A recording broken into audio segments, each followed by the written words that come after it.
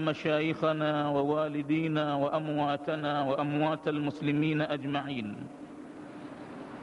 اللهم إنا نستعينك ونستهديك ونستغفرك ونتوب إليك ونؤمن بك ونتوكل عليك ونثني عليك الخير كله، نشكرك ولا نكفرك، ونخلع ونترك من يفجرك. اللهم إياك نعبد ولك نصلي ونسجد وإليك نسعى ونحفد، نرجو رحمتك ونخشى عذابك، إن عذابك الجد بالكفار ملحق. وصلى الله على سيدنا محمد وعلى آله وصحبه وسلم. أما بعد، فإن أصدق الحديث كتاب الله تعالى، وخير الهدي هدي محمد صلى الله عليه وسلم، وشر الأمور محدثاتها، وكل محدثة بدعة، وكل بدعة ضلالة، وكل ضلالة في النار. اللهم إنا نعوذ بك من عذاب النار. Inshallah tutaitumia Riyadhu Salihin kwa muda kutokana na maombi ya baadhi ya wenzetu waliotutaka tufanyie rekodi mlango unaozungumzia juu ya habari za haki ya mwanamke na haki ya mwanamume katika wale ambao ni wanandoa, na kuitumia Riyadhu Salihina katika siku hii ya Alhamisi ni kwa muda tu. Baadaye Riyadhu itakaa pahala pake siku ya Jumatano, na siku ya Alhamisi inshallah karibuni hivi tutakuwa tukiitumia kwa kitabu Bulughul Marami, ambayo tutaisomesha pamoja na sharhi yake ya Tawdih al-Ahkami inshallah. Lakini kwa kutekeleza ombi hilo, tutauzungumza mlango huu, na utakuwa ni mlango wa 34 tutakaoanza kwenye kitabu cha Riyadhu Salihina, babu alwasiyatu bin nisa'i, mlango utakaotaja wasia kwa wanawake. Unakaa nambari 34 mlango huo katika kitabu cha Riyadhu Salihin, babu alwasiyatu bin nisa'i. Na baadaye tukiuacha mlango huu ambao una hadithi kama 8 hivi alizokusanya al-Imam an-Nawawi rahimahullah, baadaye mlango utakaofuatia utakuwa ni haki za mume juu ya mwanamke. Katika huu mlango babu wasiyatu bin nisa'i utakuwa zaidi unampa haki zake mwanamke ambazo ziko juu ya mwanamume. Kama kawaida kwenye Riyadhu Salihin, muandikaji wake aliyekusanya hadithi al-Imam an-Nawawi rahimahullah ameufungua kila mlango kwa kuweka aya za Qur'ani ambazo ni munasaba na mlango huo, ili msomaji apate kuona kile kioo anachokiangalia kwenye aya za Qur'ani, na hadithi zile zinakuja pale zinakwenda kwa mujibu wa aya za Qur'ani zile. Kwa hivyo, na pia vile vile katika babu alwasiyatu bin nisa ameanza kwa aya za Qur'ani kama zifuatazo. Qala Allah Ta'ala, amesema Mwenyezi Mungu mtukufu, wa'ashiruhunna bil ma'ruf, na nyinyi wanaume wa Kiislamu changanikeni nao wanawake kwa wema.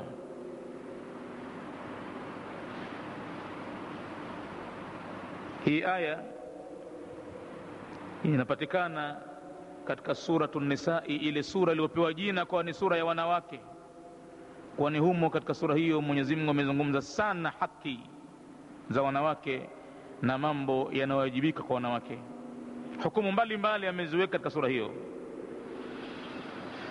na hii aya yenye maneno haya wa'ashiruhunna bil ma'rufi katika sura hiyo Nisa'i inapatikana aya nambari 19, ndio utaipata aya hiyo. Na neno hili wa'ashiruhunna bil ma'ruf Almuashara, neno muashara almukhalata inakuja katika maana ya mchanganyiko. Kwa maana hiyo, changanyikeni nao, msiwatenge hawa. Hawa ni viumbe wa Mwenyezi Mungu kama mnavyojiona nyinyi.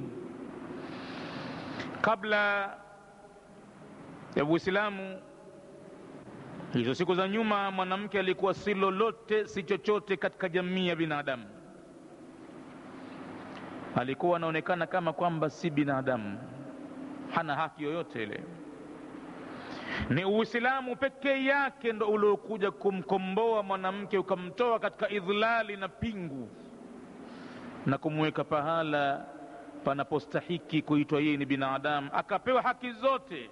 Katika jumla ya haki hizo ni haki ya kurithi. Ile haki hiyo ilikuwa hanayo mwanamke. Hiyo si mkutano wa Beijing ulioweza kumpatia mwanamke haki zake, bali Uislamu ndo pekee yake uliompatia mwanamke haki zake. Mataifa mengi na makabila mengi na mila nyingi za binadamu, mila zao ni kumtenga mwanamke katika jamii, ni kumuondoa katika utu na kumweka katika pahala duni kabisa. Mwenyezi Mungu Subhanahu wa Ta'ala amekuja na maneno kwenye Qur'ani, waashiruhunna, na changanyikeni nao wanawake, lakini mchanganyiko wenyewe bil maarufi, kwa wema. Sio mchanganyike nao katika hali ambayo ya kusababisha kutokezea fujo ya maasi na maovu mbalimbali. Sio maana yake mchanganyiko huo. Mchanganyiko huu ni kwa wale wanandoa. Hapa Mwenyezi Mungu anazungumza na wanaume wenye wake majumbani, ashiruhunna bil maarufi. Haina maana ya wanafunzi mashuleni kuchanganyika mchanganyiko huo ambao tunauona, sio huo. Asijakataka mtu kuitumia aya ya Qur'ani hii kwamba Qur'ani imesema ashiruhunna bil maarufi. Hii sio pahala pake. Ashiruhunna bil maarufi kwa maana vile vile kaeni nao kwa wema na muishi nao majumbani kwa wema. Almuashara bimaana almukhalata, ni maana ya kuchanganyika nao katika maisha bil maarufi. Na almaruf imekusudiwa kullu khairin, kwa khairi zote. Changanyikeni nao katika kuwatekelezea khairi zote, kwa kuwa wao ni binadamu, wana njaa, wana vile vile wanashikwa na kiu kama nyinyi. Binadamu hao wanahitaji kuvaa ili watoke mbele za watu, na uvaaji wa mwanamke ni uvaaji rasmi ambao kuliko mwanamume. Ana sehemu nyingi sana mwanamke katika mwili wake hazitakiwi kuonekana na watu aliokuwa ajnabi, si jamaa zake, si ndugu zake ambao wanaweza kumuoa. Wanakuwa hawafai kuona sehemu chungu nzima au nyingi ya mwili wa mwanamke.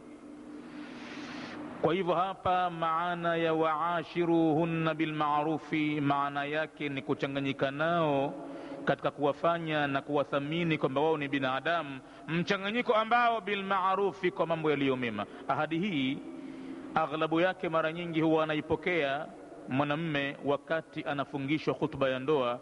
Huwa anaambiwa suala la kukaa naye kwa wema, mtoto wa watu mwanamke, ashiruhunna bil ma'ruf. Ilitokezea mpaka baadhi ya watu ambao ni kabila la Waarabu waliwadharau kiasi kikubwa wanawake, mpaka anapokuwa katika siku zake za miezi mwanamke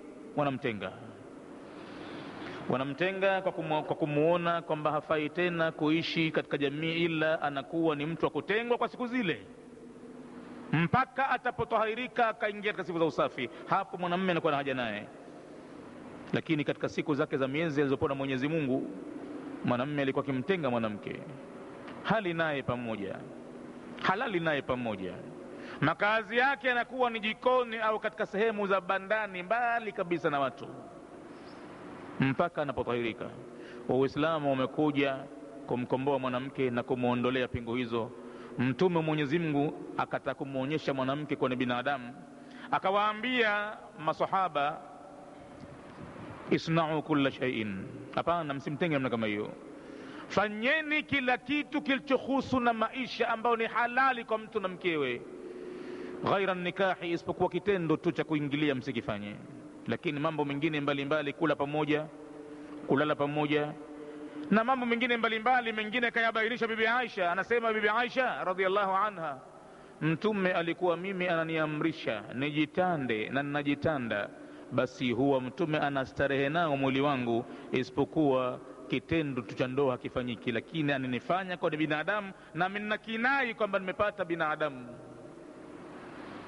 na najiona niko huru vile vile kwamba sasa niko katika nyumba ya kwangu mwenyewe, naishi na mume wangu. Kwa hiyo mwanamke alipata uhuru akakomboka hapo, lakini kabla ya hapo mwanamke alikuwa si lolote, si chochote katika jamii, alikuwa amekoseshwa mpaka kurithi, bali yeye mwenyewe ndiye amekuwa ni bidhaa, kitu cha matumizi cha kurithiwa, kama tutavyoona kila tukiendelea katika milango hii. Waashiruhunna bilma'ruf, na kaeni nao au changanyikeni nao wanawake kwa wema, yani kila khairi. Walmuradu huna, na madhumuni ya hapa pia, tayyibu aqwalakum, maana kuchanganyika nao wanawake kwa wema, tengenezeni maneno yenu, muyasafishe, kinywa kitoe maneno mazuri kwa mtu na mkewe. Tayyibu aqwalakum lahunna, tengenezeni maneno yenu kwa hao wanawake. Wahasinu af'alakum, na muvifanye vizuri vitendo vyenu vile vile, maneno na vitendo viende sawa sawa. Asiwe mtu anafanya vitendo vizuri kwa watu nje, lakini akiingia kwake nyumbani amekuwa ni mtu mwenye kuchukiza sana. Nyumba yake mara moja huharibika, na mwanamke akatamani yala iti angepata kuolewa na mume mwingine, akatoka katika pingu zile za maisha anakuwa hana raha nayo, na anaanza kufikiria vibaya. Nyumba imeharibika, ndoa imeharibika, na limekosewa jambo kubwa sana, watu kuishi kwa mujibu wa Qur'ani ilivyowaambia wakae na wake zao majumbani. Mtume anasema khairukum li ahlihi, aliye mbora wenu Waislamu ni yule mbora wenu kwa wake zake nyumbani. Wa ana khairukum li nisai, na mimi ni mbora wenu kwa wake zangu nyumbani, nimekuzidi nyote. Kwa hivyo ukitaka kujua ubora mbele ya Mwenyezi Mungu ni vipi mtu anaishi na mkewe, ndo anakuwa bora zaidi kuliko mtu mwingine. Kwa hivyo walmuradu huna tayyibu aqwalakum lahunna, tengenezeni maneno yenu kwa hao wanawake. Wahasinu af'alakum, na mvifanye kuwa vizuri vitendo vyenu. Wa hayatikum, na ile namna yenu mnayotokezea kwao, appearance yenu mnaokwenda kwao, wawe wanawake wanajua kama huyu ninokaa naye ni binadamu. Wakati wa kufanya kazi imejulikana wazi kama sasa hivi yuko kazini, anavaa nguo kadha, mwili wake unakuwa namna kadha, lakini akimaliza mtu shughuli za kidunia, karejea kwake kwa mkewe, mwanamke anatakiwa amuone mumewe ni kiumbe binadamu, anavutika naye kama anavyovutika mwanamume kwa mkewe, basi vile vile anatakiwa mwanamume amfanye mkewe awe anavutika naye vile vile. Kwa hivyo na ile sura atakayotokezea mwanamume kwa mkewe iwe ni sura ambayo ya kuonekana kuwa ni binadamu na mwanamke anavutika naye. Maahunna bihasbi qudratikum, na hayo mtayafanya kwa kiasi cha uwezo wenu. Kila anapojipata mtu anatakiwa akoge, avae vizuri, kama kuna manukato anaweza kuyapata. Baadhi ya wakati kwa mkewe ndani anakuwa ni mtu mwenye kunukia vizuri. Hili ndo jambo ambalo la changanyika katika maana ya waashiruhunna bilma'ruf, na changanyikeni nao wanawake kwa wema. Katika pahala alipokombolewa mwanamke na kila uovu na ubaya, basi kwenye aya hii ikakombolewa sana, alipoambiwa mwanamume kwamba lazima mchanganyike nao wanawake, mkae nao kwa wema. Aya ya kwanza iliyofunguliwa mlango huu, babul wasiyatu bin nisa'i, ni aya hiyo inayopatikana katika suratul nisa'i, aya nambari 19, aya ya pili yake. Waqala ta'ala, na akasema tena Mwenyezi Mungu vile vile, walan tastati'u an ta'dilu baina an-nisa'i, na wala wanaume nyinyi hamtaweza kabisa. Lan hii Kiarabu inafidisha kukanusha jambo kufanyika au kupatikana al-abadiyya, ni milele, haitowezekana kabisa. Na anaosema katakata haiwezekani ni mwenyewe muumbaji aliyewaumba wale binadamu, ndio anaosema maneno hayo. Hakusema mtu mwingine kwamba ataamboka bahatisha anajua nini. Anaosema hivi ni yule muumbaji aliyeumba wanaume na wanawake, basi kwa tabia alizonazo mwanamume na tabia alizonazo mwanamke. Mwenyezi Mungu anakata maneno tu kwa kukata moja kwa moja. Anasemaje? Walan tastati'u, na kabisa kabisa hamtaweza, antaadilu, kufanya uadilifu, baina nisai, katika kati ya wanawake. Mathalan, mwanamume amemiliki zaidi ya mke mmoja, kuanzia wawili mpaka wanne, anaambiwa kabisa hili jambo hamtoweza. Antaadilu baina nisai, kufanya uadilifu kati ya wanawake. Ai lan tastati'u ayyuha nasu, na hapa Mwenyezi Mungu anazungumza na watu, jamii ya binadamu wote, kwa namna alivyowaumba Mwenyezi Mungu anawajua binadamu. Anawaambia kwamba hamtaweza enyi watu, antusau baina nisa, kulinganisha mkaweka sawa sawa kati ya wanawake, min jamii alwujuhi, katika sura zote. Yani fa innahu, kwa hakika, wa in waqa'a alqismu as-suwari, hata kama itatokezea ugawaji wa zamu katika sura inaonekana kwamba mtu kafanya uadilifu hapo, na itokezee hivyo, lailatan wa laila, usiku na usiku, anakwenda sawa sawa zamu zake, bado aya imemwandama, lan tastati'u an ta'dilu baina an-nisa. Hata kama mtu atafika pahala kama hapo, ameweka zamu kwa wakezi sawa sawa, kazitimiza, fala budda min wujudi at-tafawuti, na afanye zamu zake sawa sawa, hapana budi, lazima kwenye moyo wake mwanamume itatokezea tofauti baina ya mke mmoja na mke mwingine. Fala budda min wujudi at-tafawuti, hapana budi kutokezea tofauti fil mahabbati, katika jambo la kumpenda mmoja zaidi kuliko mwingine, kwa sifa yoyote alionayo kumzidi mwingine, washahawa, na mpaka namna ya matamanio anayokuwa nayo kwa mke huyu tofauti na mke mwingine. Hilo jambo Mwenyezi Mungu analizungumza hivyo. Waljimai, na hata katika wakati wa tendo lenyewe la ndoa, lazima mwanamume atakuta ana tofauti kubwa kwenye moyo wake, na katika namna ya hisia anazozipata lazima itatokezea tofauti, kwamba watu wamepitana, wako mbalimbali. Kama utakachokiona chakula vile vile, wali ni wali, lakini mapisi mbalimbali, na mpikaji vile vile kampita mwenzie kwa kupika, namna ya viungo anavyovitia, namna ya upikaji, wametofautiana wapishi kwa kupika, na kila mpishi ana sifa zake, na utaona wanakodiwa kwa kusifiwa, huyu ndiyo barabara, na mwingine anaambiwa kidogo kapitwa au kazidi, na ilhali chakula ni kile kile, mchele ndio uliopikwa unaitwa wali wakati wa kuliwa, lakini tofauti kubwa sana baina ya mapishi yale, baina ya mpishi fulani na mwingine. Basi tabia hiyo iko vile vile kwa binadamu wote, wanaume wako tofauti na wanawake wako tofauti vile vile.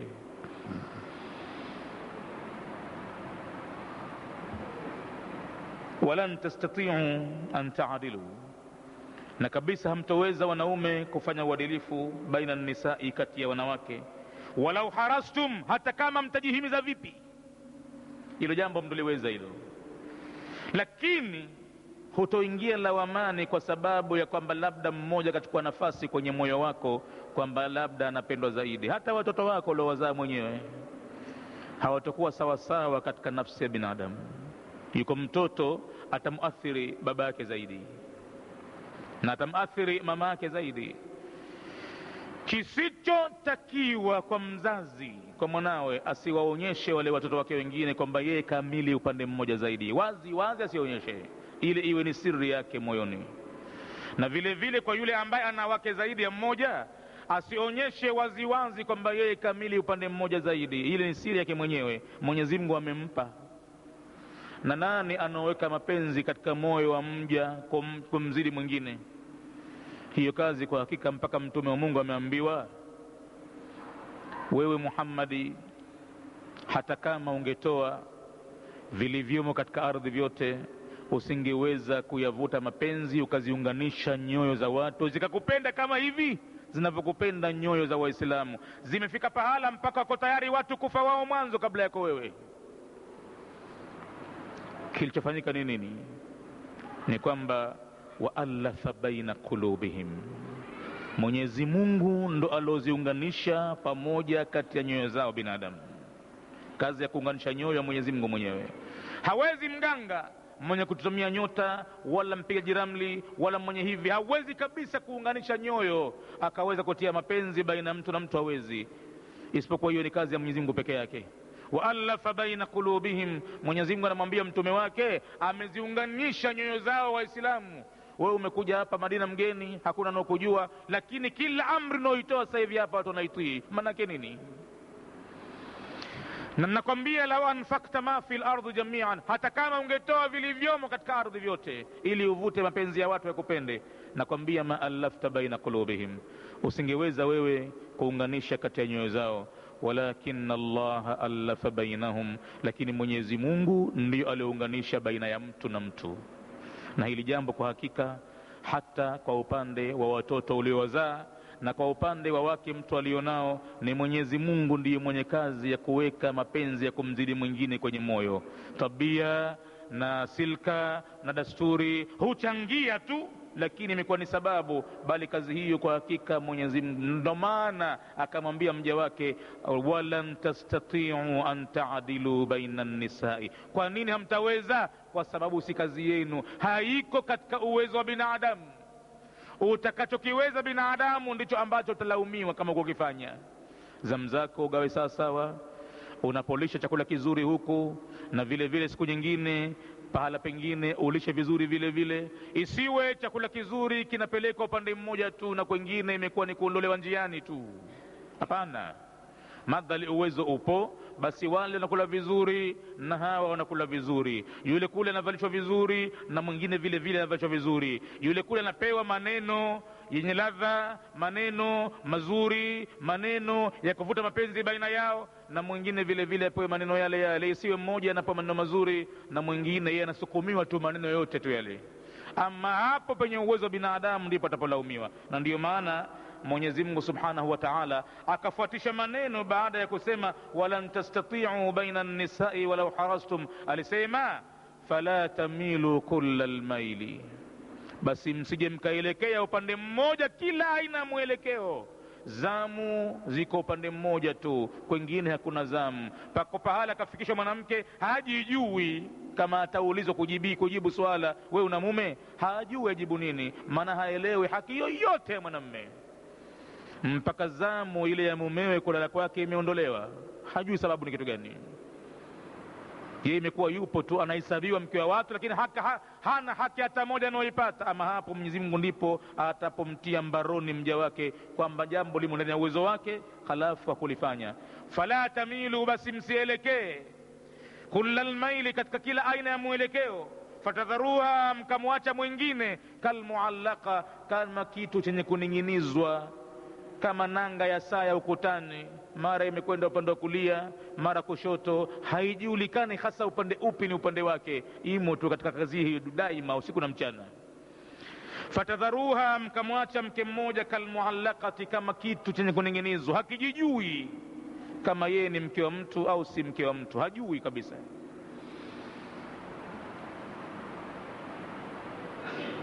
Maneno haya fala tamilu kullal maili, basi msielekee kila aina ya mwelekeo.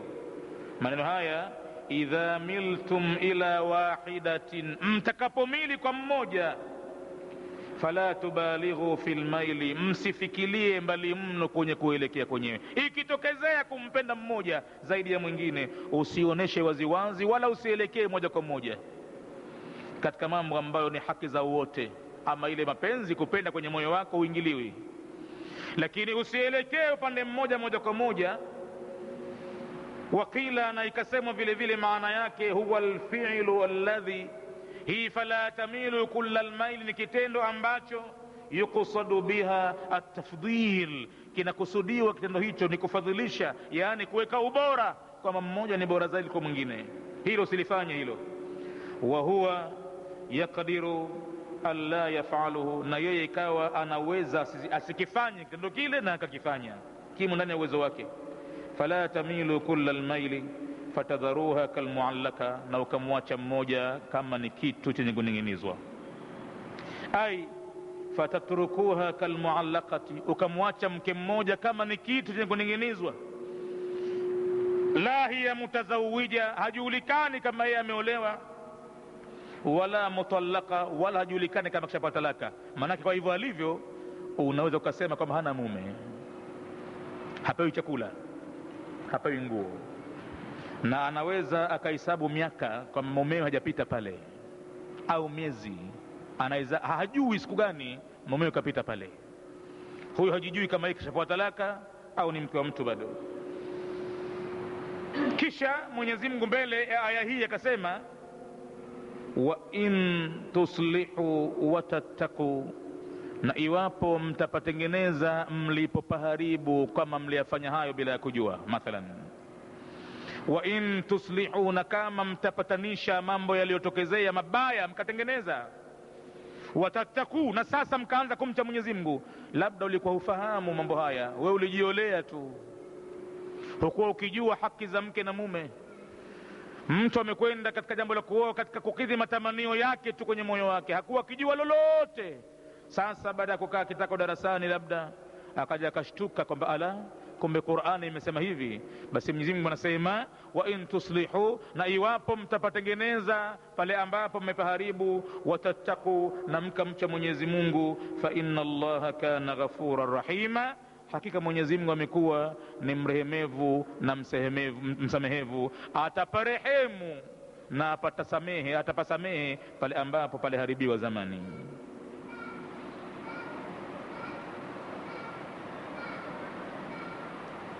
Wa in tuslihu wa tattaqu, ay aslahtum, kama mkatengeneza umurakum, mambo yenu mlioharibu. Wa qasamtum bid'ali, na mkaanza sasa kufanya zamu kwa uadilifu, na chakula mkagawa kwa uadilifu. Fima tamlikuna, katika yale ambayo mnayamiliki ya ndani ya uwezo wenu binadamu. Wattaqaitumullaha wa tattaqu, na mkamcha Mwenyezi Mungu, min jamil ahwali, katika hali zote. Basi na Mwenyezi Mungu naye vile vile atakurehemuni na atakusameheni vile vile. Hii ni aya ya pili Imamu Nawawi aliyofungulia mlango huu, babul wasiyatu bin nisai. Na aya hii ya pili inapatikana katika sura hiyo hiyo An-Nisai, nambari ya aya ni 129. Sasa baada ya kupata aya mbili hizo, tunaingia moja kwa moja katika upande wa hadithi za Mtume sallallahu alaihi wasallam. Qur'ani ni hiyo, na sasa katika upande wa hadithi ya mwanzo katika hadithi 8 za mlango huu, babul wasiyatu bin nisa, mlango wa wasia kwa wanawake. Hadithi ya mwanzo, wa an abi hurairata radhiyallahu anhu, na kutokana na Abu Huraira, Mwenyezi Mungu amwiradhi, qala, amesema, qala Rasulullah sallallahu alayhi wasallama, amesema mjumbe wa Mwenyezi Mungu, istausu bin nisai khaira, enyi wanaume wa Kiislamu, usianeni kwa viumbe hawa wanawake kuwafanyia mema. Hili jambo usianeni, hasa wakati mnakutana katika mafundishano yenu ya kidini, muwe mkihusiana, hususan mkifika pahala maudhui ya jambo lilokukutanisheni pamoja pale ikawa ni ndoa. Panatakikana pahala pale watu wakiondoka pale wamefaidika na mambo ya ndoa, patolewe kilma, yani neno jema nalohusiana na shughuli hii ambayo watu imewakusanya pale kumshuhudia mwenzao anafunga ndoa. Basi pale pahala ni vyema kabisa kama itapatikana fursa ya mtu mmoja kutoa kilma kwa watu. Katika mambo ambayo yamepuuzwa na kudharauliwa ni mambo haya ya sheria za mke na mume. Midharauliwa sana hizi, si wengi wanaozijua, kiasi cha kudharauliwa kwake mpaka pale watu wamekutana katika shughuli hii, hakuna hata aya moja ya Qur'ani inayofasiriwa. Kwa hivyo watu wakiondoka pale wanaondoka kama walivyoingia, wa hum kad dakhalu bil kufri hum kad kharaju bihi. Walipoingia katika majlisi ile, waliingia na ukafiri wao na wakatoka vile vile na ukafiri wao. Hawajui lolote la Mwenyezi Mungu, na wanaishi watakavyo wao wenyewe majumbani, wanaambizana watakavyo wenyewe majumbani. Apatikane mwanamume anamwambia mkewe, mimi wewe nakuona sawa sawa na mbwa. Kisha mtamkia maneno hayo, halafu anataka usiku ukiingia ende akapumzike kwa kustarehe naye yule mwanamke, ati yaje mapenzi kwamba huyu ni mume wangu, alale naye amfurahishe, wakae pamoja wazungumze kicheka, na mchana wake alimwambia kama wewe ni mbwa. Wakati mwingine mfananishe kama baba yake, kama mama yake mzazi au dada yake au mama yake mdogo, yani anamharamisha, hana haja naye. Ina maana pale mwanamke anakuwa yumo ndani tu basi, gerezani, jela tu, si kwake kwa mumewe, ni jela, kafungwa. Hiyo yote imesababishwa na kule kudharau jambo la sheria za mke na mume. Hapazungumzwi kitu. Muozeshaji binafsi ya zile aya, namna ya kuzisoma wakati anapoozesha, mara nyingi anazikosea mpaka aya zenyewe kuzitamka. Atawezaje kuzifasiri maana yake akawapatia faida watu, wakati kule kutamka kwake zile aya, kama utakuwa makini kuzisikiliza, kama unazielewa, utamkuta kazitamka ndivyo sivyo, kasukuma tu, kaondoa njiani tu. Yani mpaka ile hifadhi yenyewe ya kuhifadhi zile aya haipo. Mambo yamekwenda vurugu, ondoa njiani tu, babaisha tu. Ndiyo maana ukaona maisha majumbani mabaya sana, magumu sana, kwa sababu ni jambo lilodharauliwa, halikupewa haki yake inavyostahiki. Ilikuwa siku ile walipokusanyika watu kwa jambo lile, ilikuwa waangalie kila kinachofaa kuambizana watu pale, wakafanya, wakaambizana. Kama ni aya za Qur'ani zikafasiriwa, watu wakajua maana yake. Kama ni hadithi za Mtume zikatajwa zikafasiriwa, watu wakajua maana yake. Ilikuwa nafasi ile itumike kwa jambo lile. Kwa bahati mbaya kabisa, labda watu watasomewa aya tu pale, hawajui kitu gani kinafanyika pale, hawakielewi. Kumbe zile aya ambazo Mtume kaziweka katika hafla kama ile, huwa anazungumza aya akaziita ayatul haja, ni aya za haja, yaani zinahitajiwa kuwemo katika moyo wa kila Muislamu na halafu kufanyiwa kazi. Haja, aya zeni za haja za lazima, wala hawatoweza watu kuishi majumbani kama mke na mume bila ya kuelewa aya zile. Inshallah tunakwenda mbele huko, tutaziona aya ambazo zatumika katika khutba za nikahi na maana yake nini aya hizo. Basi kutokana na Abu Huraira amesema, Mtume kasema, istausu bin nisai khaira, usianeni waislamu kwa wanawake kuwafanyia mema. Maneno haya istausu bin nisai khaira,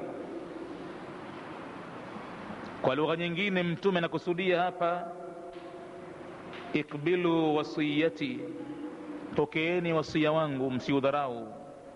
Nipokeleeni wasia wangu, waamalu biha, na mufanyie kazi wasia huu. Msijadharau kabisa maneno haya ninayokuambieni mkayaacha yameanguka chini.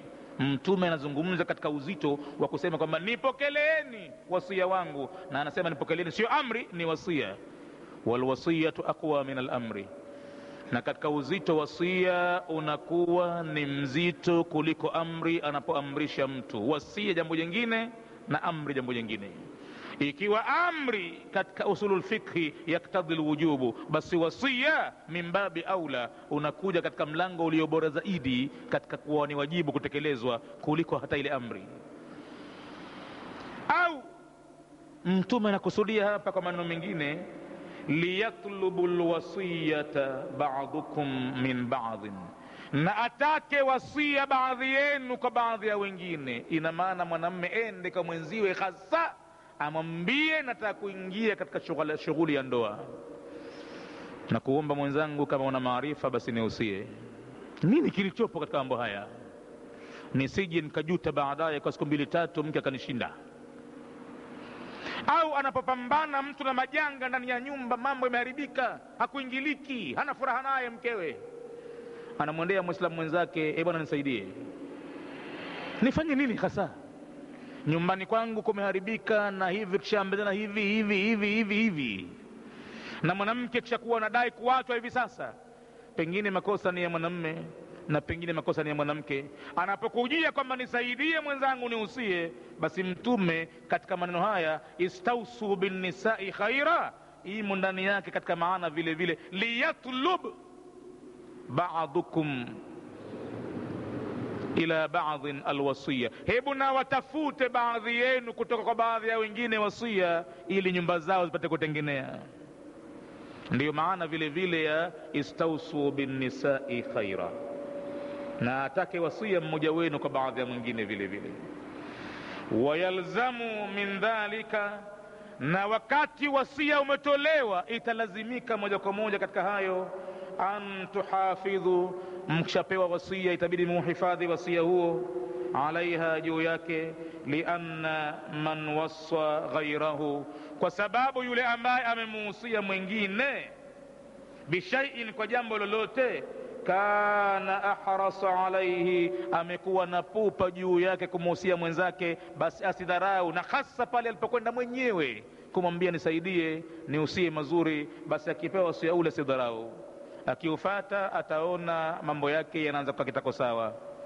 Hapa ni pahala pakubwa sana, manake hapa Mtume anaweka sawa jamii, watu watazaa, watakuwa na watoto na wajukuu. Mtume kauli yake ikawa istausu bin nisai khaira, kwa kule kuwajua wanawake hawa namna walivyodhulumiwa, namna walivyoonewa, namna Uislamu ulivyowakuta wanawake kuwa si binadamu hasa mwenye kustahiki haki zote za kibinadamu. Basi Mtume wa Mwenyezi Mungu akawa anazungumza na Waislamu ili dunia ifahamu Uislamu umekuja na nini, na halafu huyu mwanamke wa Kiislamu huyu ajijue Uislamu umemfanyia jambo gani jema, asije akawasikiliza wapumbavu wamekaa kitako ati kuna maazimio ya Beijing, mwanamke anadaiwa haki zake, na mwanamke wa Kiislamu naye akaingia kuvamia kichwa kazama, anadai haki zake, ati katika haki zake aruhusiwe awe huru. Kama ataamua kukaa uchi mbele ya kadamnasi ya watu, akae uchi, aonyeshe umbo lake, yeye ni mrembo wa dunia, ni mrembo wa nchi yake, ati aonyeshe mwili wake na watu wauone, mwahala msimostahiki. Uhuru wenyewe anadai mwanamke ni huo. Na Uislamu ukimkataza, wanaona Uislamu umemwingilia kati mwanamke, ukamzuilia haki zake zote, ati awe huru kwenda uchi, yaani avae atakavyo. Uislamu hautomwachilia mwanamke ende atakavyo, kwa sababu mwanamke ni kiungo kikubwa muhimu katika jamii. Yeye ni mama, yeye ndo mwenye nyumba. Akisomeshwa yeye uadilifu, basi jamii nzima yategemewa kuwa ni uadilifu. Akiharibika yeye, basi ina maana watoto na kila mmoja ataharibika vile vile. Uislamu hapa kwa maneno ya Mtume kufanya kitu mahsusi kwa mwanamke, istausu bin nisai khaira, usianeni au nipokeleeni wasia wangu kwa wanawake kuwafanyia mema, au na atake mmoja wenu wasia hasa katika jambo la wanawake, ende kwa mtu, ende akahusiwe, pengine amepewa mke tu, alidhani kwamba hapa ni pahala pa kukidhi matamanio yake tu, hakujua mke ni nani. Kumbe ni amana kubwa, kumbe dhamana kubwa, kumbe anaweza mwanamke kumtia mtu motoni, yule mkewe yule akamfikisha pabaya, kumbe yule mke yule, kwa sababu ni amana, hakuichunga mtu amana ile, basi moja kwa moja anampeleka motoni. Na akipotea mwanamke yule kwa sababu ya mwanamume yule, basi mpaka kizazi chake chote kinaangamia kwa sababu ya mwanamke yule, kizazi chote kinaangamia. Na pengine chanzo chake yeye mwenyewe mwanamume, yeye ndo alomwambia mkewe, vua buibui, sitaki nikuone mimi na kivazi kama hichi, kimeweka nyuma maendeleo, hii ushamba huu usije nao hapa, wacha huko ulikotoka. Yaani hapa pengine mwanamume amechangia mwenyewe, kamharibia heshima yake mwanamke, kamfundisha mabaya, akamfanyisha kulewa kidogo, 2-3, moja moto moja baridi, haina neno hii, tuchangamshe mwili kidogo manake hii ni baridi. Mara mwanamke kaja kazoea, akamharibikia, akawa mlevi mbwa, na wanawe wote wakawa ni walevi mbwa, hawezi kufanya kitu. Maana akitaka kuwagombeza watoto humwambia, mama wewe mbona ulikuwa hivi, na ulikuwa ukibebwa ukiokotwa na watu unaletwa nyumbani, sisi naona haya, leo hii ushakuwa wewe unatukataza sisi, maana huna uwezo tena hata kuwagombeza wanao, kwa sababu wewe ndimo mahala ulimoishi mle. Istausu bin nisai khaira, huu ni wasia wake Mtume, anawataka wanaume wote wa Kiislamu na hata wanawake vile vile wawe wakahusiana mazuri kuhusu habari ya wanawake, kwa sababu ni kiungo kikubwa katika kiungo cha jamii. Wakihusiana watu mema kuhusu mwanamke, mema kwa jumla, yani khairan bimaana ya wema kwa jumla, na sio moja au mawili au matatu, yani kila kinachostahiki kwa mwanamke kukijua, kuanzia dini yake, maarifa ya kumtambua Mola wake, awe na ilmu ya tauhidi, awe na ilmu ya ibada anayoifanya. Akiswali awe anajua swala ni nini, anamwabudu nani na vipi namna ya kuswali, mtume kaswali vipi. Akitaka kufanya ibada yote ya funga awe anaijua, anaifanya kwa kujua ibada hii miko yake ni hivi na hasara yake ni hivi. Khaira imechanganyika katika mambo yote kwa hakika, sivyo vile ambavyo wanavyohusiana wajinga na wabaya. Badili ya agizo la mtume hili, wahusianeni kwa wanawake kuwafanyia wema, hutokezea baadhi ya watu wakahusiana mabaya kwa wanawake. Mtoto wa kike karibu ya kupewa mume, anaitwa, anafundishwa ubaya mtupu, ukhabithi mtupu, roho mbaya tupu. Anaanza kuambiwa, dunia hii unavyoiona mwanangu, au mtoto wetu au mjukuu wetu, ni dunia ambayo wazee wako tumeona mwanzo jua kabla yako wewe. Kwa hivyo sikiza vizuri, tukwambie tunayojua, tuna uzoefu nayo. Mtoto pale na kakitako anadhania kwamba atapa mambo yenye manufaa na yeye, kumbe anapotolewa, anawekewa jiwe moja la jifya la kutelekea chungu cha kupikia, anaambiwa teleka chungu, teleka sufuria. Mtoto wa kike anashughulika pale, anapanga kipangua, haikai kwa jiwe moja sufuria, inapinduka, anamwagika maji. Kisha naambiwa, hiyo ndiyo hali umeiona mwenyewe kwa macho yako, jiwe moja alikokusaidia, weka la pili. Basi anaweka la pili vile vile, inakuwa hakuna mpango mzuri kwa mawe mawili yale, taabu kukaa sufuria. Anamboeka la tatu, anaweka la tatu pale, ndipo sufuria angalau imekaa kitako stable, imekaa pala vizuri, haianguki. Mtoto wa kike sasa anapotolewa, anaambiwa, basi hivi ndivyo unavyoona maisha yalivyo. Wazee wako tumeona jua mwanzo, tunakwambiaje, mwanamme mmoja kuwa ni mumeo hakutoshi kukuendeshea maisha yako, utajidhulumu, utajidanganya, na kwa hivyo maisha yako yatakuwa mabaya. Kwa hivyo sufuria umeiona ikukaa katika jiwe moja, na wewe vile vile, ina maana ni mfano wa sufuria. Umeweka jiwe la pili, haijakaa vile vile, hata wa pili hakutoshi. Kwa uchache uwe na watu watatu hivi wanakutazamia maisha yako, uwe na pembeni kidogo hivi, ukitoka hapa umeingia hapa, hapa mpata msaada wa nyumba, hapa manunuliwa gari, hapa mpewa hivi, yani una kitu kama hicho. Mtoto mwanamke anatega sikio kwa kudhani kwamba anaongolewa, kumbe anapotolewa maskini. Badili ya agizo la mtume, istausu bin nisai khaira, watu wanawahusia wanawake sharran badili ya khairan.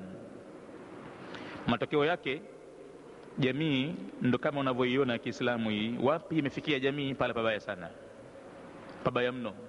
Kila azaliwae anakuja hali ya kuwa anamshinda mwenziwe kwa kutokufahamu Uislamu, kwa tabia mbaya, kwa maasi, kwa ujinga, kwa kila kitu. Kila anaokuja akamshinda mwenziwe, kwa sababu watu wamelikosea na wamelipuuza agizo na wasia wa mtume wa Mwenyezi Mungu. Mtume kataka hivyo.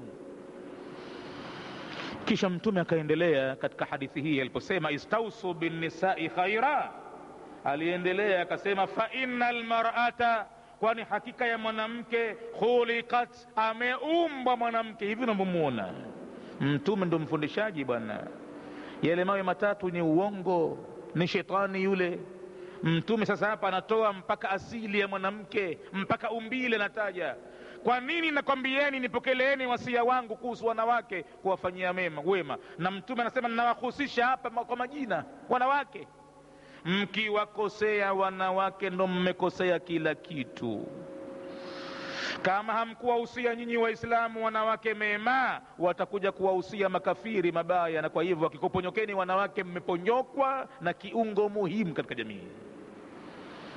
Watakuja kuona kwamba mwanamke adai haki zake mpaka katika mirathi. Kwa nini mwanamme achukue zaidi kuliko yeye?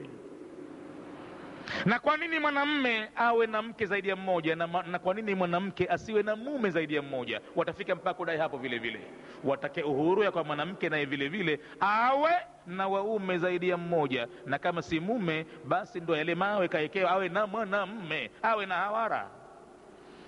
Kama hamkufanya nyinyi jambo hili Waislamu, watafanya makafiri, na wakifanya makafiri watajisifu kwamba mkutano wao, maazimio yao ya Beijing au na wapi, watayaona yale ndo maazimio ya kumtetea mwanamke. Kumbe Waislamu walilipuuza agizo hili.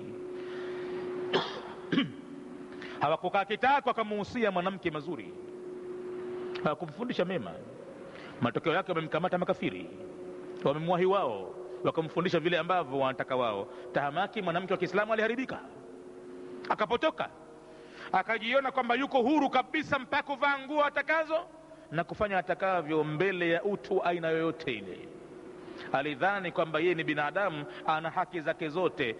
Katika haki zake Mwenyezi Mungu ametofautisha baina jinsi mbili, mwanamke na mwanamme. Mwanamme ana haki zake kwa mujibu wa jinsia yake aliyonayo ya kiume, na mwanamke ana mambo yake na hali zake na haki zake kwa mujibu wa kijinsia, kwamba yeye ni mwanamke. Haya mambo Uislamu umeangalia jinsia. Vita vikubwa vipigwavyo duniani unaambiwa usitofautishe baina ya jinsia.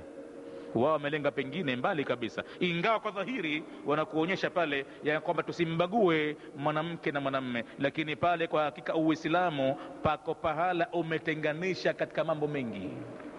Mpaka ndani ya ibada mwanamke yuko vingine kiibada na mwanamme vingine. Mwanamke kuna siku ambazo ameruhusiwa asiswali tena wala hailipi swala ile ambayo imemtoka katika siku zake za miezi. Hii ni tofauti ya kijinsia. Mwanamme hana mambo hayo, swala yake kamili. Mwanamke kapungua mwanamke. Mwanamke akizaa basi wajibu wake katika baadhi ya mambo ya ibada yamesamehewa, kuswali basi mpaka atapotakasika akakoga, na hapo atapotahirika halipi siku zile ambazo alipokuwa katika damu ya nifasi ya uzazi, siku 40 mathalan, haambiwi alipe sala zile. Basi mambo yamekwisha pale. Hakuna kitu kama hicho kwa mwanamme.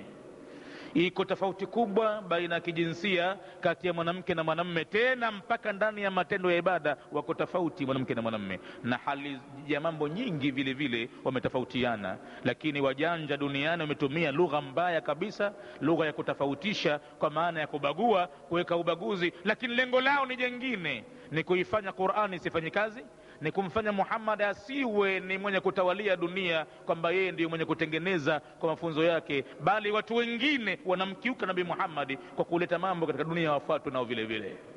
Tahamaki watu wamevumbua globalization, yani dunia ikae kama ni bulb, kama ni globe, watu wote wafate maazimio waliowataka watu fulani. Agizo lolote kalitoa ni kwamba lazima watu waifanye agizo hilo, akiwa Muislamu, akiwa nani, watu ndivyo walivyoamua. Wajanja makafiri wameamua hivyo, wamedhalilisha Waislamu kiasi kikubwa.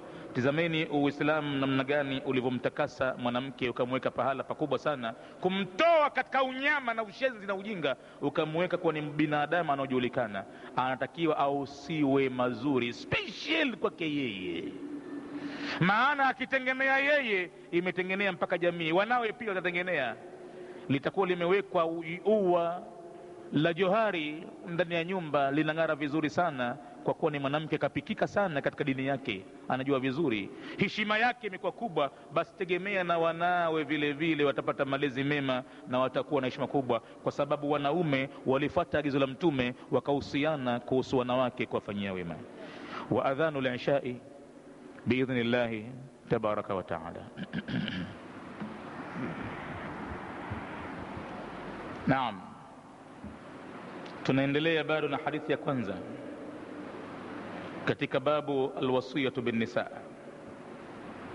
Mtume anasema istawsu bin nisa'i khaira, nipokeleeni wasia wangu Waislamu kwa kuhusiana juu ya wanawake kuwafanyia mema. Huu ni wasia wangu, wasia wa Mtume huu. Fa innal mar'ata, kwani hakika mwanamke, khuliqat, ameumbwa, min dhila'in, kutokana na kitu chenye kufanana na ubavu vile ulivyo, ndiyo mwanamke ameumbwa vile. Nini maana ya maneno haya? Fa innal mar'ata khuliqat min dhila'in. Wako wengine wamefahamu vingine, wamefahamu kwamba mwanamke kaumbwa pale katika ubavu wa Adam, katoka pale. Hakuna ushahidi huo qat'i unaokata kwamba Hawa, yani mkewe Adam, katoka pale kwenye ubavu wake. Hakuna ushahidi huo, isipokuwa kitu hichi hapa inaonekana, wadhahiru, dhahiri yake inavyoonekana, anna fil kalami, kwamba katika maneno haya kuna kitu istiara, maneno ya kuazima yamechukuliwa pahala pengine kwa pale, si pahala pake. Kuna istiara tu basi, kiasi akili ya mwanadamu itafahamu vipi, anavutwa akili yake kuwekewa tamthil au tashbihi. Wal aslu, na asili yake, fa innahunna khuliqna min shay'in, wanawake wameumbwa kutokana na mfano wa kitu, kadhilai, kama vile unavyoona mbavu ilivyokaa. Mfano wenyewe mbavu kwa kitu gani? Tashbihi yake ni nini? Fi iwijajin, katika kupinda kwake. Ubavu umepinda sana, haukonyoka ubavu. Na vile vile mwanamke ana tabia ya ubavu kwamba hakonyoka tena wala hanyosheki. Ay khuliqna khalqan, kwa maana hiyo, maana yake hasa hapa khuliqna khalqan, wameumbwa wanawake kwa umbile, fihi iwijajun, ndani yake mna kupinda, tukhalifu bihi rajul, imetofautiana kabisa kabisa na mwanamme alivyo. Namna aya alivyoumbwa mwanamme tofauti kabisa kabisa kimaumbile, kijinsia, na namna alivyoumbwa mwanamke. Watapata tabu sana duniani watu kutaka kumweka mwanamme na mwanamke kibao kimoja pakopa, hawawezi kabisa. Tofauti iliyoko ni kubwa sana, manake tena kubwa kweli kweli. Wakifika mpaka kumweka mpaka awe mfalme, awe raisi mwanamke, hapo wataangukia, wataangamia, watazama. Kwa sababu yeye Mwenyezi Mungu amemuumba akamtayarishia wa kumsimamishia maisha yake. Anahitajia mtu, lazima mwanamke awe ni msimamizi wa maisha yake, lazima. Kama atakavyokuwa mwanamke, lazima awe chini yake na mtu kusimamia maisha yake, hawezi yeye mwenyewe.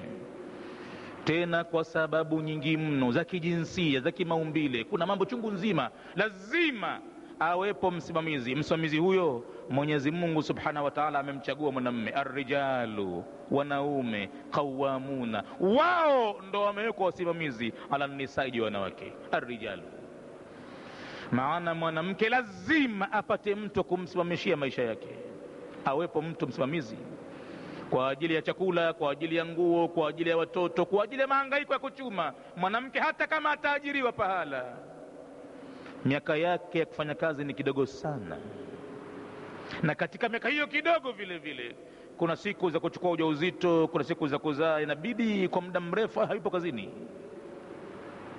kwa muda mrefu inabidi apewe likizo ya miezi mitatu labda au zaidi, labda yategemea na mwanamke atavyokuwa hali yake kiafya. Wengine hawakai sawa sawa baada ya miezi mitatu, wachukua miezi sita, wachukua mwaka mzima, wagonjwa taabani. Kwa hivyo hata kama tajiriwa, kwa hakika hakutokuwa na ufanisi katika ajira. Kuna siku maalum mwanamke lazima kae nyumbani, tena nyingi mno siku zenyewe. Hiyo ndio hali ilivyo. Na hata kama ataajiriwa katika zaa mtoto, basi mtoto anaweza akaathirika vibaya sana, hata kama atakuwa na mlezi nyumbani. Mama mtu ataumia na mwanawe anaumia. Mama mtu maziwa yanamuuma kwa muda mrefu, tokea asubuhi mpaka saa 9:30, mwanawe hakuonja chuchu ya ziwa, mwanamke anaumia na mtoto kule anaumia vile vile. Hakuwekewa mwanamke mambo haya. Mwanamke kaekewa msimamizi, na msimamizi wake ni nani? Mwenyezi Mungu anamwambia ar-rijalu, wanaume kwa namna walivyoumbwa, qawwamuna ala nisa. Sasa maana ya maneno haya sio kwamba katoka mwanamke ubavuni moja kwa moja, la, hii ni tashbihi, kapewa mshabaha. Kama unavyoona ubavu ulivyopinda, hivyo ndiyo mwanamke ameumbwa, tabia zake namna ya tabia ya ubavu. Maneno hayo ni istiara, maneno kwa zima. yeye amekuwa na khalqan fi i'wijajun, umbile ndani yake mna kupinda, tukhalifu bihi rajul, imekwenda kinyume kabisa umbile lake na mwanamme. Khalafu mtume akasema wa inna awaja ma fi dhilai, na katika sehemu iliyopinda zaidi katika ubavu, alahu, ni ile sehemu yake ya juu, pale ndipo ilipopinda zaidi pale. Na mwanamke iko hivyo hivyo katika sehemu yake ya juu vile vile. Je, sehemu ya mwanamke juu ndo nini? Kama makini kuitambua sehemu ya juu hilo. Tena uwe makini, kama una mke nyumbani, ujue tu sehemu yake iliyopo juu ya mwili wake imepinda tena vibaya sana. Anasema wa inna awaja shay'in fi dhilai a'lahu, maneno haya katika kitu kilichopinda zaidi kwa yeye mwanamke au kwa ubavu, a'lahu, sehemu ya juu, na mwanamke kwa hivyo hivyo kama ubavu ulivyo. Kwa nini? Qala Ibn Hajarin, amesema Imamu Ibn Hajari, anasema fihi isharatun, katika maneno haya mna ishara, fi annaha khuliqat min ashaddi ajza'i dhilai, mwanamke ameumbwa katika sehemu iliyokuwa imepinda zaidi kitabia, na mwanamke kwa hivyo hivyo i'wijajan, katika namna ya kupinda kwake. Yani hii mubalaghatan fi ithbati, ni maneno yanayofikisha mbali zaidi katika kuthibitisha hadhihi sifati, sifa hii ya mwanamke anayo hii. Wanaume nataka wajue sana sifa hii, tena wawe wastahimilivu sana kwa sifa hii alonayo mwanamke. Ni sifa kimaumbile, hawezi kuepukana nayo, na wakati mwingine hafanyi kwa khiari. Ni sifa kimaumbile, ndio tabia zake zonazo. Hili jambo kwa hakika mubalaghatan fi ithbati hadhihi sifatu laha, ni katika fikisho la maneno unaambiwa mwanamme, hivi ndivyo sifa ya mwanamke alivyo. Wa yuhtamalu, na inachukuliwa vile vile katika kiakili, an yakuna qad dhuriba dhalika mathalan, umepigwa kwa jambo hilo mfano, li'ala almar'a, kama ikiwa ubavu uliopindana zaidi sehemu ya juu, basi mfano wa mwanamke ni kama ubavu, na mwanamke naye kapinda sehemu ya juu. Lianna a'laha, kwa sababu juu yake mwanamke ni kitu gani? Ra'asuha, kichwa chake ndo kiko juu. Wafihi, na kwenye kichwa, sehemu ya kichwa, lisanuha, kuna ulimi wake mwanamke, wa ulimi huo, wa huwa alladhi yahsulu minhu al-adha, hapo kwenye ulimi, hapo ndipo pahala panapopatikana maudhi yote ya mwanamke. Ndiyo maana ya maneno ya Mtume, wa inna awaja shay'in min ad-dhilai a'lahu, ad-dhamiru pale ni ule ubavu wenye a'lahu. Na vile vile kwa mfano mwanamke itakuwa a'laha, vile vile juu yake mwanamke ndo pahala pagumu zaidi. Katika pahala palipopinda ni juu yake. Juu kuna nini? Kuna kichwa katika mwili wake mwanamke, na kwenye kichwa kuna ulimi. Tokea hapo ulimi, hata kwa mwanamume una matatizo makubwa sana. Makosa mengi ya binadamu yamesababishwa na ulimi. Shetani katika pahala alipopalenga na kupatumia ni ulimini. Mwenyezi Mungu anasema, wa kulli ibadi yakulu allati hiya ahsan, Muhammad sema na waja wangu waambie waseme maneno mema. Inna shaitana yanzaghu bainahum, hakika shetani anachochea baina yao, anatumia ulimi sana. Inna shaitana kana lilinsani aduwwan mubina, kwa ulimi shetani ni adui mkubwa binadamu. Mara watu wanaingia na maungoni kwa ulimi tu, unaanza ulimi kidogo kidogo. Kitu hicho kwa upande wa mwanamke anacho, tena anakitumia vibaya sana, ni sehemu iliyoko juu katika mwili wake. Mtume kaendelea, fa in dhahabta tuqimuhu, endapo utajitahidi kutaka kuunyoosha ubavu mpaka unyooke, na hivyo ndivyo ulivyopindana na mwanamke, kapindana tena katika sehemu ya juu ulimi wake. Sasa anafika mwanamke kahamaki, anamwambia mumewe wa ndoa, na anajua kani mumewe. Siku moja anamwambia maneno kuudhi, anamwambia usione watoto hao kadhania wako wewe hao. Wanani manake?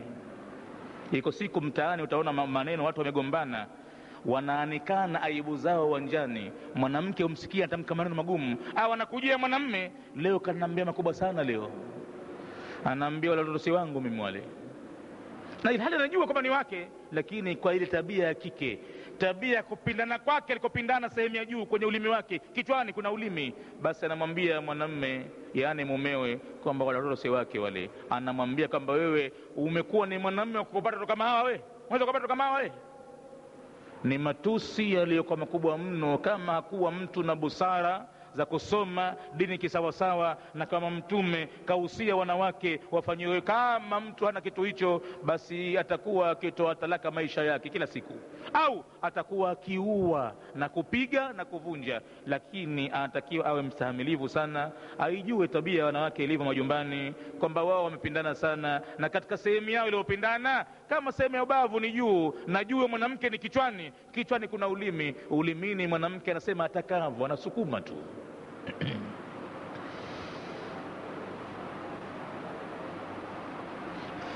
fa in dhahabta tuqimuhu, ikiwa utajitahidi kuusimamisha sawa sawa ubavu, yani mwanamke, kasartahu, utauvunja siku moja ubavu, maana haunyoki, utatumia maguvu. Ukitumia maguvu utauvunja ubavu, na maguvu yenyewe kwa mwanamke ni kumwacha talaka, maana yake hanyoki kabisa. Wewe kana hivyo hivyo, ujue kama hanyoki.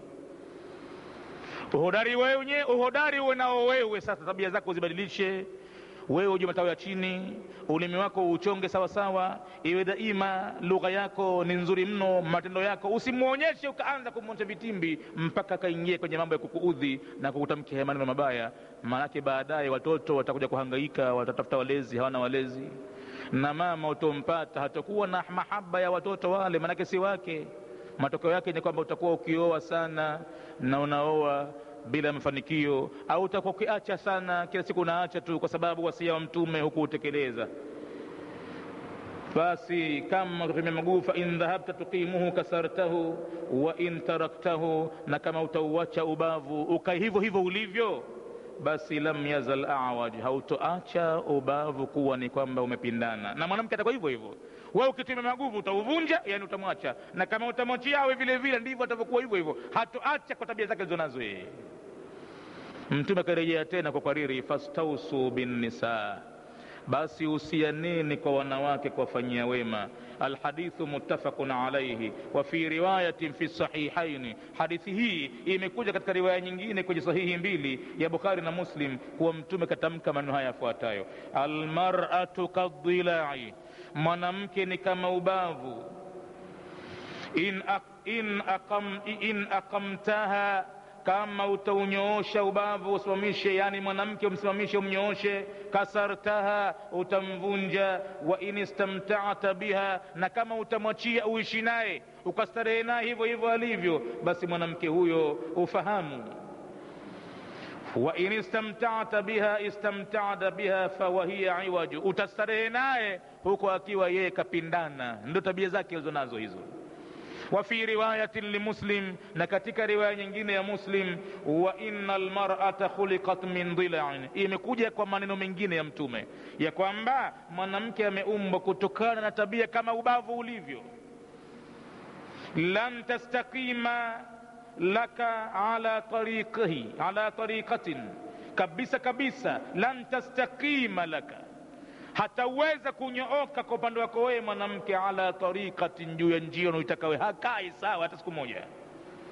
Fa in istamta'ta biha, kama utastarehe naye mwanamke huyo uwe naye, istamta'ta biha, utakaa naye ustarehe naye, wa fiha iwajun, na kwake yeye kuna kupindana. Wa in dhahabta tuqimuha, na kama utajitahidi kumnyoosha, matokeo yake kasartaha, utamvunja.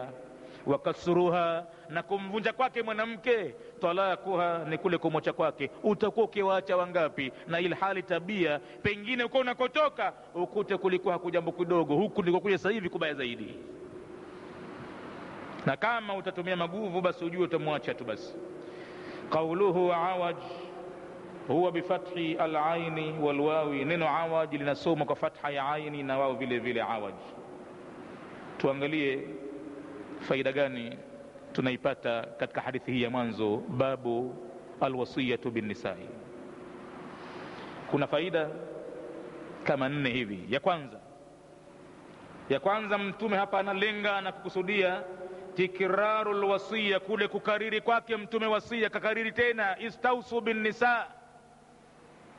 Kukariri kwake mtume wasia bin nisa taakidun, ni kutilia mkazo na kuhimiza ala dharuratiha, juu ya ulazima wake jambo hilo, kwamba watu lazima wahusiane kuhusu habari ya wanawake, au nyumba zao zitaharibika sana kila mara.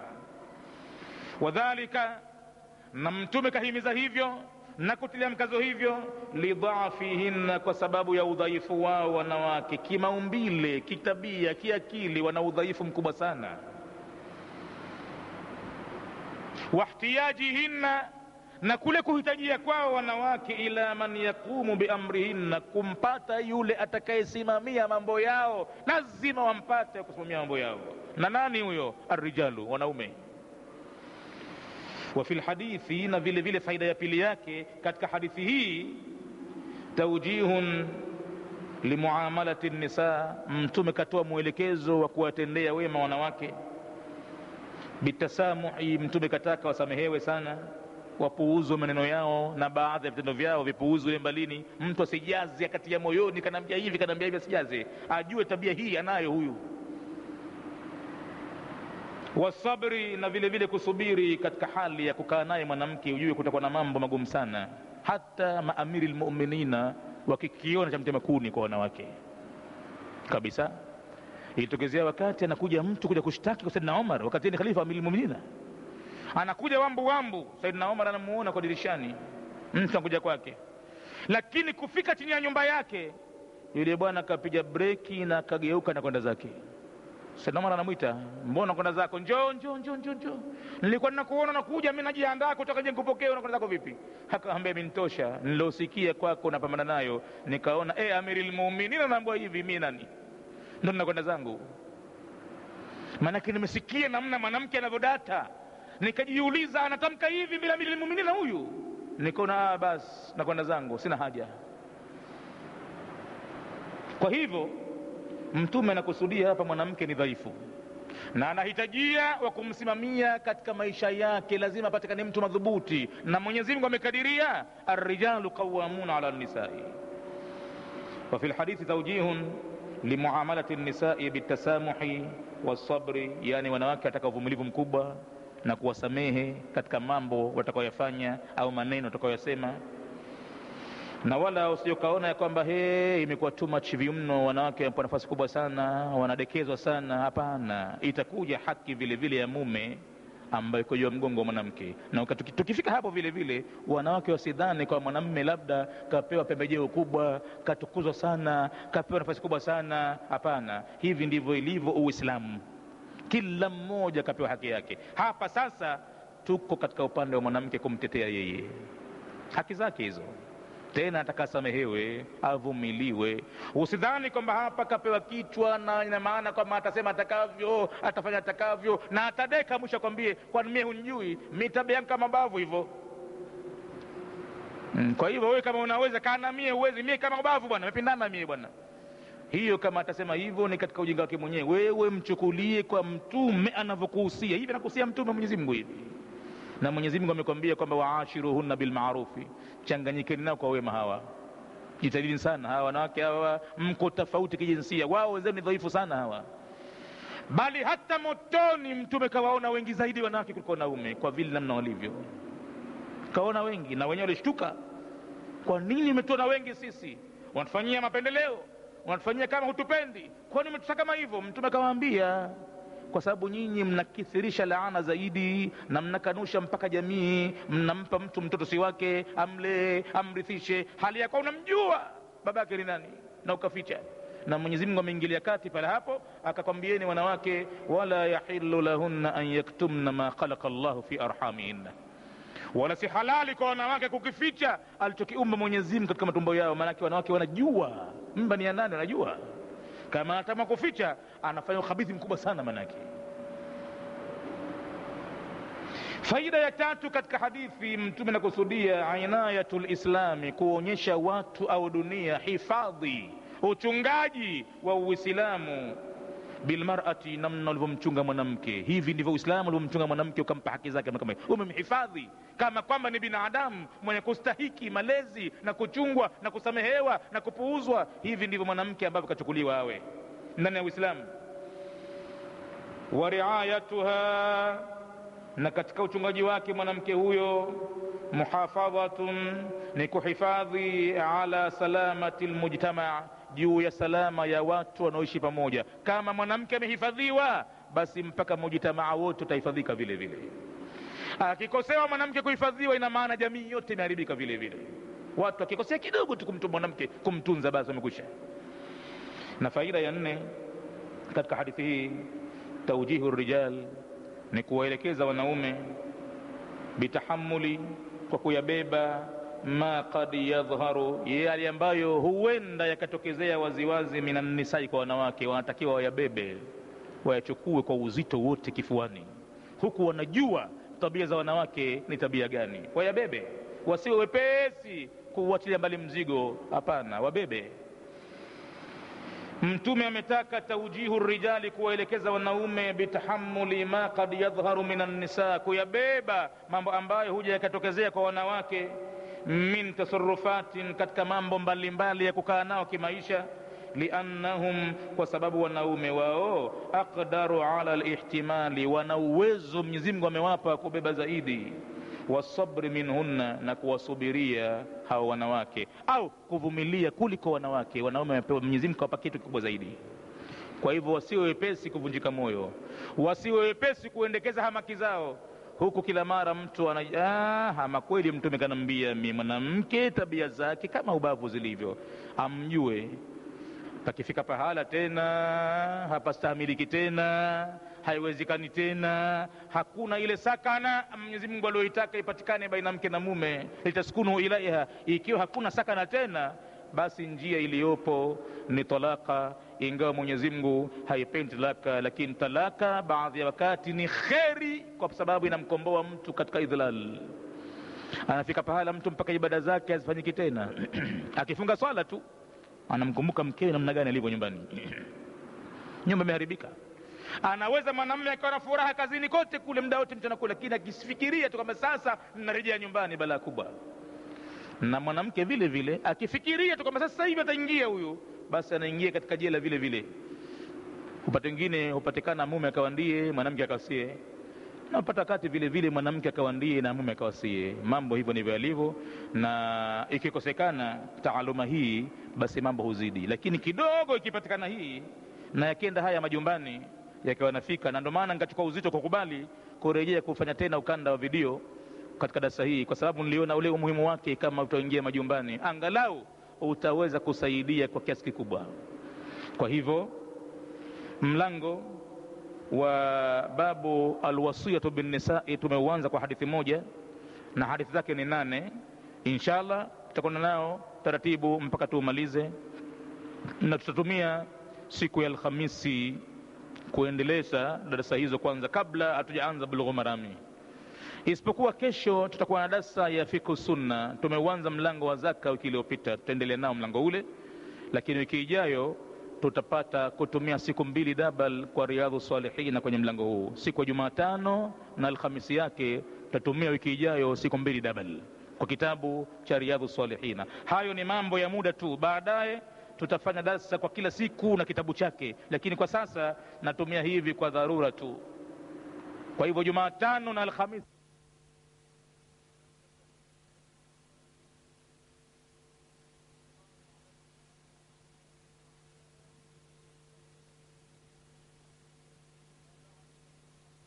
في كتاب الله تعالى، وخير الهدي هدي محمد صلى الله عليه وسلم، وشر الأمور محدثاتها، وكل محدثة بدعة، وكل بدعة ضلالة، وكل ضلالة في النار. اللهم إنا نعوذ بك من عذاب النار. tunaendelea na darsa za haki za mke pamoja na haki za mume, na tumeuanza mlango wa 34 katika kitabu Riyadhus Salihin. mlango wenye maudhui babu alwasiyatu bin nisa, mlango juu ya mambo ya wasia kwa wanawake. Tukasema mlango umekusanywa hadithi kama 8, nasi katika darasa iliyopita tulianza hadithi yake ya mwanzo katika hizo 8. Kwa hivyo leo inshallah tutaendelea na hadithi ya pili. Hadithi ya pili, wa an Abdullah ibn Zam'a. Tunapokea mafunzo ya mtume kutoka kwa bwana Abdullah ibn Zam'a radhiyallahu anhu, Mwenyezi Mungu amwiradhi, annahu sami'a an-nabiy sallallahu alayhi wasallam, kwamba yeye bwana Abdullah ibn Zam'a alimsikia mjumbe wa Mwenyezi Mungu yakhutubu, kamsikia anatoa khutba na khutubu, na katika khutba yake mjumbe wa Mwenyezi Mungu wa dhakara naqa, akamtaja yule ngamia jike, ngamia ambaye ni muujiza wa Mwenyezi Mungu walioutaka wenyewe watu wa Nabii Saleh, ambao wakijulikana kwa jina la Thamud. Wao walimwambia mtume wao, kama wewe mtume kweli usidanganye sisi, fanya kitu sisi tuone waziwazi kwamba wewe ni tofauti na sisi, kwamba wewe ni mtume wa Mungu. Jambo gani mnataka nilifanye? Wakamwambia kwamba lete ngamia atoke katika jabali, na ngamia huyo sio basi aje hapa akae tu, tumuone anazaa, hapo tutakujua kwamba wewe kweli mtume wa Mungu. Nabii Saleh akamkabili Mola wake, akaomba jambo hilo na Mola wake akampa. Lakini ngamia alikuwa na sharti maalum, sharti yake ilikuwa ni ngumu, hakuweza kuistahimilia kina Thamud. Ilikuwa maji ya mji mzima yagawanywe kwa zamu, siku moja iwe ni zamu ya ngamia na siku nyingine waachie watu watumie wao binadamu maji. Jambo hilo hawakuliweza kulivumilia, wakaamua jambo, na jambo lenyewe lilikuwa ni kwamba auliwe ngamia, tumfanye kitoweo, tumchinjilie mbali, tumle, udhia umekwisha. Basi mtume siku hiyo kahutubu.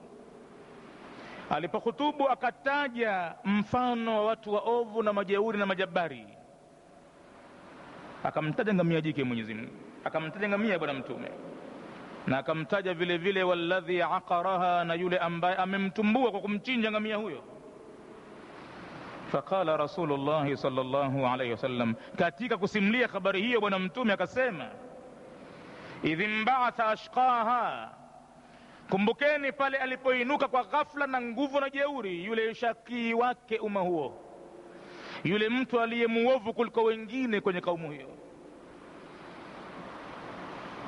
Imba'atha laha rajulun, yani alimnyanyukia ngamia huyo kwenda kumchinja mtu mmoja ambaye sifa zake alikuwa azizun arimun mani'un fi rahatihi, sifa mbaya zote alizokuwa nazo yeye. Yani alikuwa azizun arimun, ni muovu tena mharibifu. Hiyo ndiyo maana ya azizun kwa hapo, na hala haikuwa azizun kwa maana ya utukufu. Yani alikuwa kawapindukia watu wote kuwazidi kwa uovu. Isitoshe alikuwa mani'un, ni mzuiliaji wa msaada wala kheri yoyote ile. Fi rahatihi, yani fi qaumihi, alikuwa watu wake hawafanyii lolote jambo jema. Huyu mtume akamtaja kwa uovu alioufanya. Kisha bwana mtume thumma dhakara nisaa, kisha mara moja mtume akageuka akataja habari ya wanawake. Kwanza kamwanza huyo muovu, kisha baadaye akaja katika uovu mwingine uliokuwa unamithilika sawa sawa na uovu wa yule alioinuka kumchinjilia mbali ngamia ya Mwenyezi Mungu. Kwa maana ngamia alikuwa ni kiumbe wa Mwenyezi Mungu, kaletwa na Mwenyezi Mungu kama ni miujiza. Kisha mtume kanasibisha kisa chake hicho sawa sawa na wale viumbe wanawake na wale wanaume majeuri wanaofanyia ukatili wakawadhuru. Mtume ghafla baada ya kumtaja ngamia huyo mara akageuka akataja habari ya wanawake, fawaadha fihinna, akatoa mawaidha makubwa mtume kwa wanawake. Fakala, mtume katika waadhi huo akasema, yaamidu ahadukum, hivi kweli atakusudia mmoja wenu enyi wanaume nyinyi, fayajlidu mraatahu, akamtandika bakora au mijeledi ya viboko mkewe. Na alipompiga hakumpiga kwa sababu analea atakutia adabu, hapana, alipiga jalda al-abdi, namna anavyopigwa kwa kudhulma, kwa kudhulumiwa mtumwa, kipigo cha mtumwa, ili hali ya kuwa yule ni mkewe. Hivi kweli yaamiru ahadukum, inaelekea kwamba atakusudia mmoja wenu enyi Waislamu, fayajlidu mraatahu, akamtandika viboko mkewe, jalda al-abdi, viboko namna anavyopigwa mtumwa na wale madhalim wanawadhulumu binadamu. Halafu mke huyo pigo lote hilo lompiga, falaallahu yudaji'uha min akhiri yaumihi, huenda akataka kulala naye na kupumzika naye na kustarehe naye katika mwisho wa siku yake ile. Yani ukiingia usiku ati yawe yamekwisha, mwanamke arejee tena katika mapenzi, kumpenda mumewe, awe na furaha, alete vicheko. Anadhani kwamba inakuja vicheko vitakuja hapo, haviji tena, na mapenzi hayaji tena. Mwanamke lazima ataweka fundo katika moyo wake na ataanza kuazimia mabaya, kwa sababu amenyanyaswa, kwa sababu amedhulumiwa na ameonewa, na katika maonevu aliofanyiwa amedhalilishwa, akafanywa ni kitu cha kutumia. Mtu akipenda anastarehe nacho, na wakati mwingine amekasirika anaanza kukichukulia kama si kiumbe binadamu, bali ni kama mnyama labda hivi. Mtume akasema, falaallahu, ati huenda mwanamume huyo yudaji'uha, akataka kulala naye, min akhiri yaumihi, katika mwisho wa siku yake ile, yani usiku. Thumma wa'adhahum, kisha mtume kageuka hapo vile vile kwa mara nyingine akawawaidhi Waislamu hapa masahaba, fi dhahikihim, katika kicheko chao kinachokuja pahala ambapo hapafai kucheka. Mtume alikasirishwa siku moja na vicheko vya upuuzi, wakati akiwa amekaa katika majlis au katika hali ya maudhui, anazungumza na Waislamu mawaidha makubwa, halafu kitokee kicheko cha upuuzi, watu wacheke.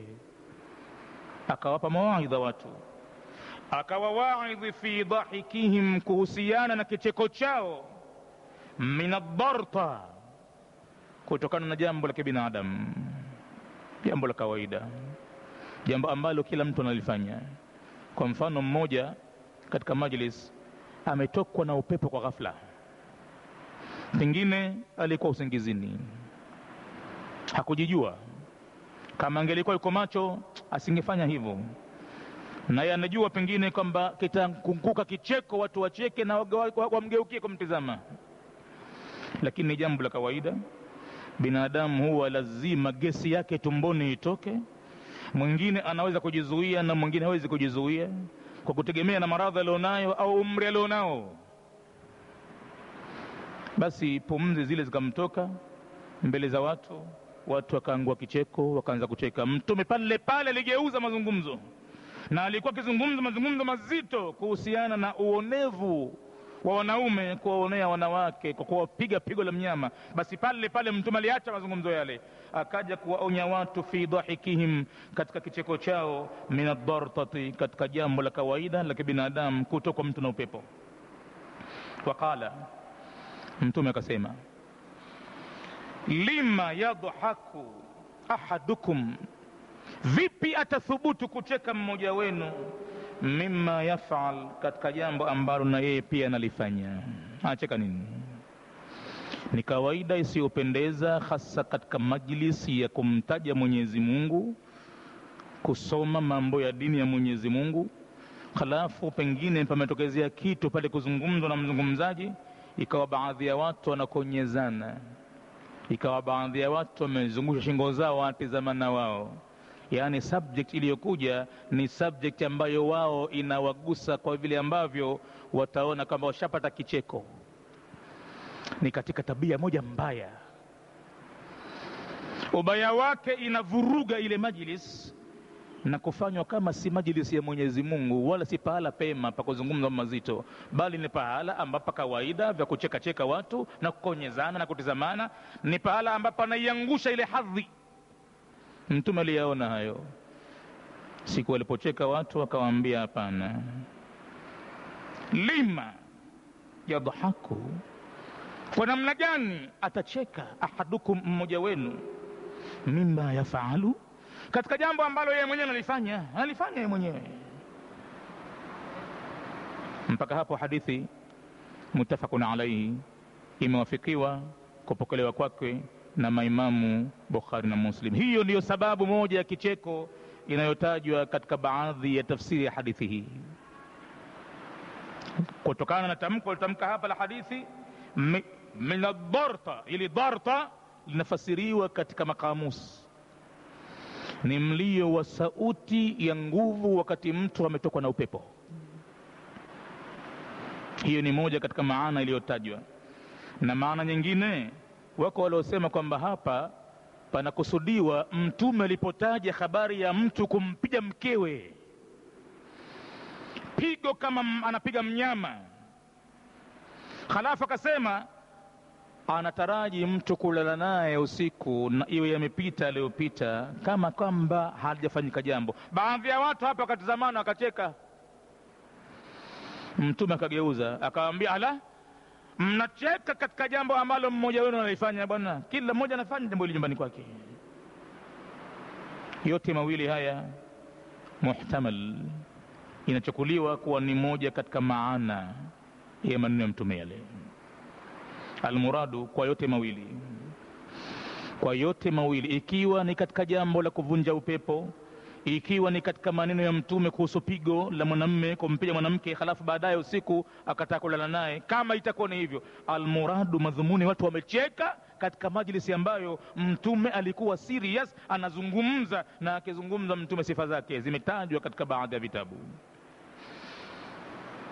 Idha khataba kana Rasulullah sallallahu alayhi wasallam idha khataba ihmarrat aynahu, Mtume alipokuwa na khutubia kwa Waislamu macho yake yanapiga wekundu. Jambo la mwanzo hilo, anawabadilikia watu ghafla, utadhania siye yule mpole aliyelaini. Qur'ani imemtaja fabima rahmatin min Allah linta lahum, kutokana na rehema ya Mwenyezi Mungu Muhammad umekuwa laini sana kwao watu. Walau kunta faddan ghalidha alqalbi, la iti ingelikuwa ni mtu mgumu mwenye moyo usiosemezeka